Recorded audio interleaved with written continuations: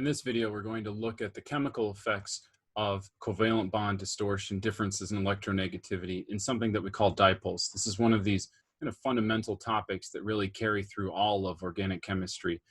So I guess this is a very important lecture as a result. So let's get into it.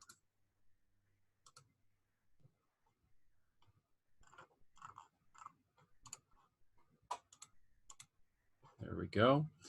Okay, so last time we were looking at covalent bond distortion due to differences in electronegativity. Let's just recap that from a different perspective.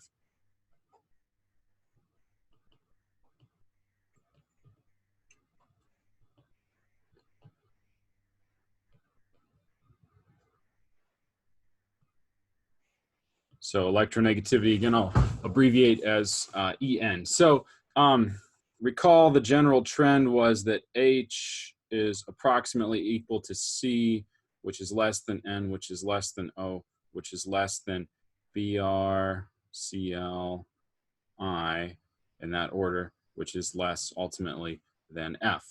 Okay, with that in mind, what we can do is we can start to think about the amount of distortion that we would see if we had two elements bonded. So let's focus on carbon. If carbon was bonded to H, we would see no distortion because they have approximately the same electronegativity. If C is bonded to O, we would see high distortion with a larger orbital area, or because it's in 3 dimensions, larger orbital volume over the element O. Okay, so that's just sort of a recap. What this is going to do is this idea of distortion is this is going to create parts of the orbital that are more electron rich and electron deficient. And that gets into the idea of polarity and dipoles, which could also be called dipole moments. Okay, so if we have, let's look at H bonded to F again, the most extreme example. The molecular orbital that results from sharing these electrons across each of the 2 atoms is distorted, such that there's a larger lobe on the right over the fluorine atom and a smaller lobe over the H. Okay, now what this means is that the electrons are more likely to exist here. Now we think of that as an electron-rich area / volume, I guess. And the smaller volume or area over the hydrogen atom due to distortion is our electron poor / deficient area / volume. Just trying to, I guess, cover all of the possible terms that you would see. Okay, now what this does is this kind of creates an interesting situation for this particular molecule. The electron-rich area is sort of, kind of, maybe, best word, partially negative. That's a really important idea. The electron-rich area is partially negative. Now, why is that? Well, because there's a bigger area or volume of the orbital over the fluorine atom. The electrons are more likely to exist there. The electrons are more likely to exist there. Those negatively charged subatomic particles, which are electrons, are going to create a slightly negative charge. Partial is the word we want to use. Partial negative charge over the fluorine. Note, when I say partial, that's an important word. It's not a full-blown anion. It's not an anion. Okay, an anion is like an imbalance of protons and electrons. It absolutely has a negative charge of at least 1 in increments of 1, all whole numbers. This is sort of a partial charge, we could actually quantify the degree to which it's negative, and it wouldn't be the whole number 1. It would be less than that. In this case, it's heavily distorted, so it might be a little bit closer to 1 than in other cases. So it's partially negative. Now, when we want to show the term partial, this is a fundamental kind of mathematical concept. So partial, I know we like to use the word partial in English, all the time because it's an English word, whatever. Math has adopted this term partial and has sort of given it the symbol delta. This is a lowercase delta, the Greek letter delta. So it's kind of like the Greek letter D in lowercase is going to have this music note looking thing, and that is delta. It's another important idea.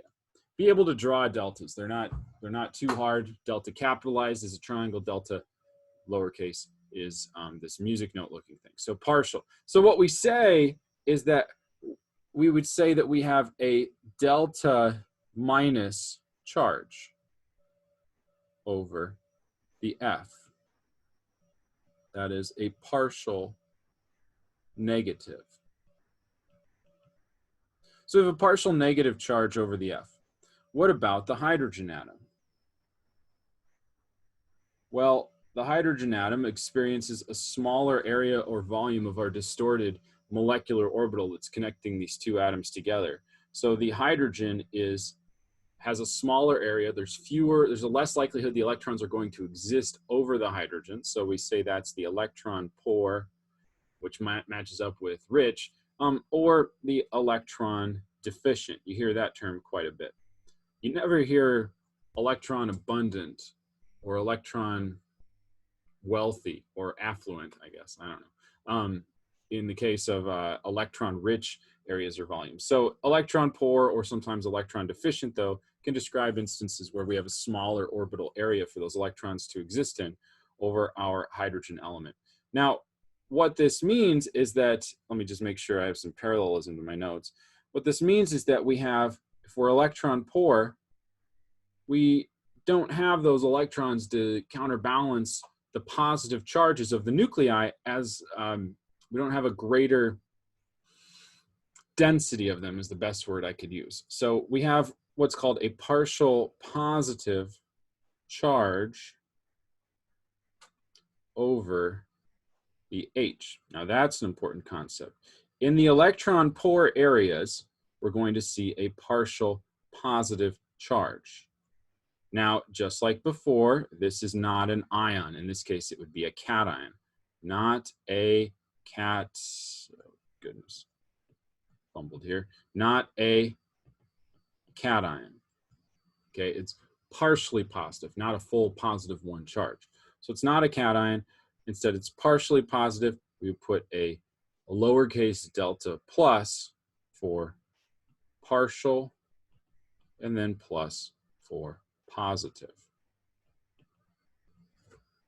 Okay, so what we can do is we can use these symbols, the delta plus and the delta minus, lowercase, to show the distortion of the sigma bond, or excuse me, the distortion of the covalent bond without having to draw the molecular orbital, which can get cumbersome as molecules get more and more complex. Realize that we're only showing 2 elements in this case, and we want to get to molecules with many elements. So what we would do is we would say, I can recognize that we have a difference in electronegativity, where the fluorine is more electronegative, the hydrogen is less electronegative.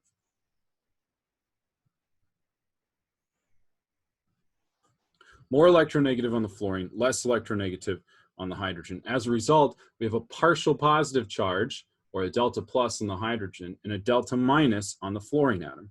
So what I want you to be able to do is be able to add delta plus or minus to molecules. So if I showed you a very complicated molecule, and there are examples of this in the discussion problem set, I want you to be able to pick out instances where we would have a delta plus or a delta minus. Now, the next thing we want to be able to denote is the idea of a dipole or a dipole moment.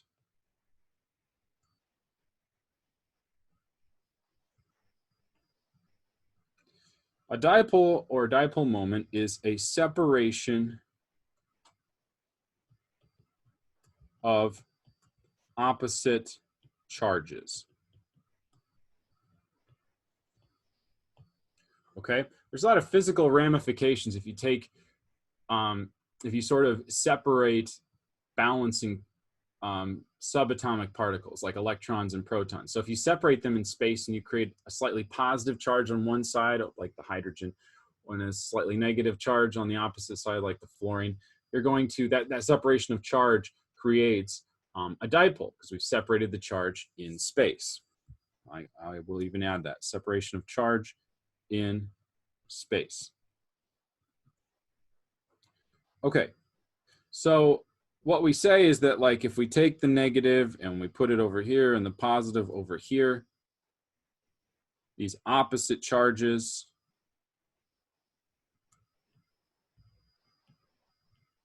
are separated in space. A dipole forms. So a dipole is formed when we separate our charges in space. Now, we can have a symbol for a dipole.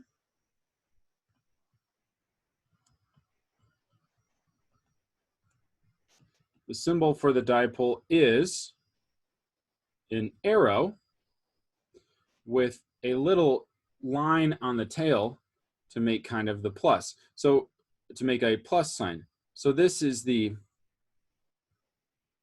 positive end of our charges that are separated in space, and this is the negative end. And I remember how to draw this arrow because there's a plus on the tail.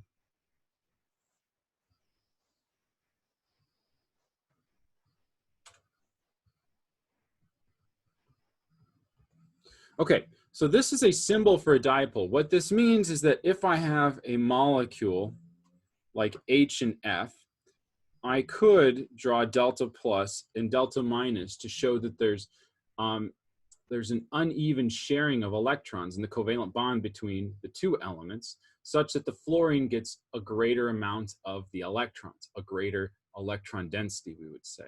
We would say the fluorine is more electron rich, the hydrogen is more electron poor or electron deficient. Alternatively, what we could do is we could have our dipole arrow, the dipole arrow extending from the hydrogen to the fluorine atom with a positive plus tail on the hydrogen and the arrowhead going towards the fluorine atom.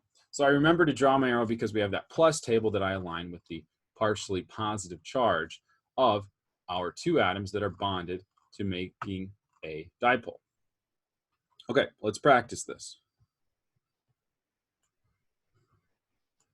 Add 1 delta plus and delta minus to each molecule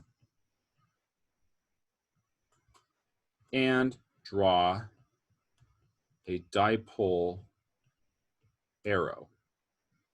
And the dipole arrow again is our arrow where we have a plus tail. So let's take a molecule called chloromethane. So what we notice about chloromethane, maybe I'll write a few of these in case somebody wants to pause and give it a good college try.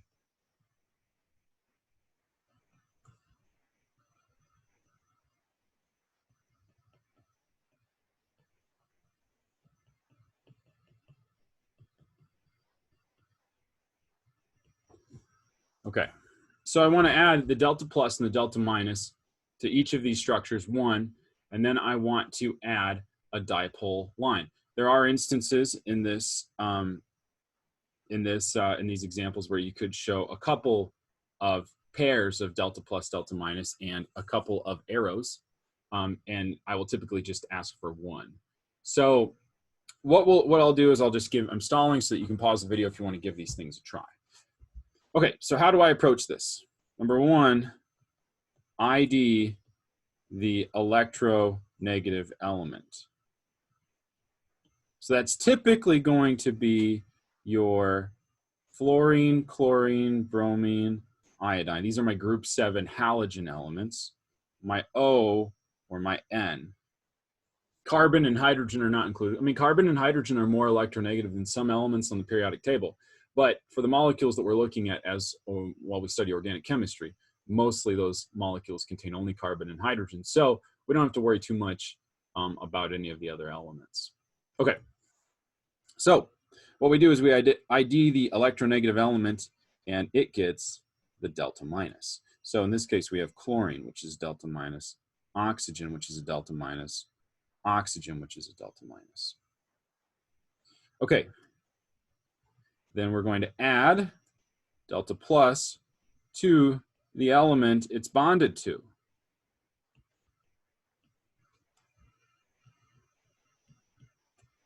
Okay, I know hydrogen is less electronegative than chlorine, but it's not covalently bonded to the chlorine. It does not have to share electrons with the chlorine. It's only the carbon atom that's sharing electrons with the chlorine. It's only the carbon atom that will feel the effects of that electronegativity difference and be electron deficient as a result. Now, there are some multiple bonding effects that's true, but that's more for like down the road. Let's not worry about that. Let's worry about immediate bonding effects. So the oxygen is delta minus. We could put a delta plus on the carbon or the hydrogen atom. Of course, I'm out of room here. And then similarly, we only, similar to the first case, we only have the carbon to worry about. So we have to be careful about which elements get the delta plus and the delta minus, of course. Delta minus goes to the most electronegative. Delta plus goes to those atoms that are immediately bonded to that more electronegative element, not any others. Now, last step is 3, add our arrow between 2 bonded atoms. Oh my goodness, I actually get frustrated. I rarely get frustrated while I'm grading, but when I see arrows like this, I'm like, I don't know what to do with this arrow because you're showing a dipole stretching across the entire molecule. And that's a pretty weak dipole if you want to go through multiple bonding effects. And it's not what we're asking you to do at this point in the semester. I would rather see you, and by rather, I mean you need to do this for me now. We can worry about the more advanced topics later. Show me a dipole arrow between 2 elements that are bonded with each other, and only 2 elements. So in this first case, I'm going to start at the positive and go to the negative because I have a positive tail. So the positive tail lines up with the delta plus. The arrow then goes towards that more electronegative element. In the second example, we have 2 possible dipole arrows that we could show. We go from delta plus to delta minus, just clearly showing my extension between 2 elements, okay? If you drew the arrow down here, that's probably good enough for me to figure it out. If you draw it like way up here, I can't figure it out. If you draw it like this, and you're like, that's an arrow between the carbon and the oxygen, I'm gonna be like, no, you're kind of just drawing a big arrow over the entire molecule because I can only assume because you don't really understand the concept of the dipole moment and dipole arrows. Okay, last example, I'll go here, positive tail, oxygen with a negative.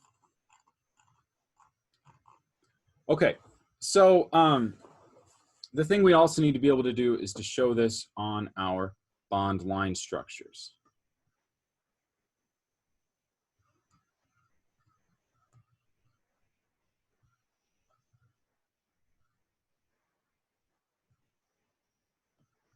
So drawing the exact same molecules as bond line structures, always good practice.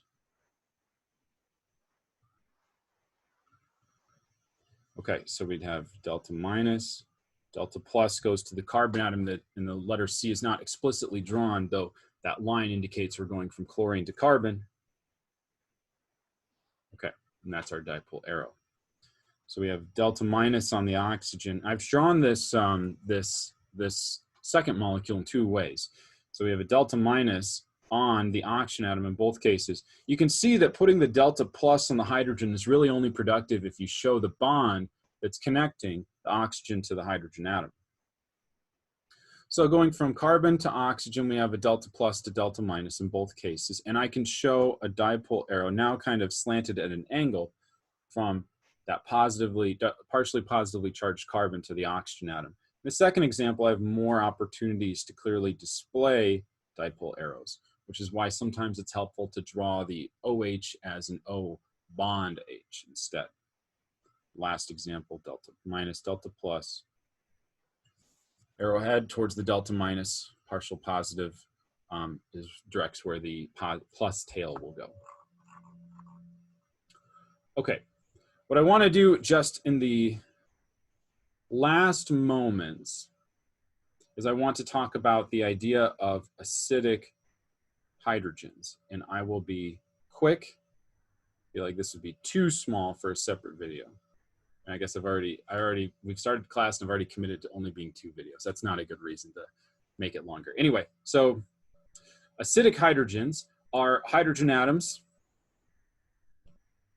You know what? I will just make a separate video. All right, let's call it. Let's see if I can, there. Okay, that's gonna be it for this video. In the next lecture, we'll look at how electronegativity, polarity, and these sort of things will influence things like acid-base reactions.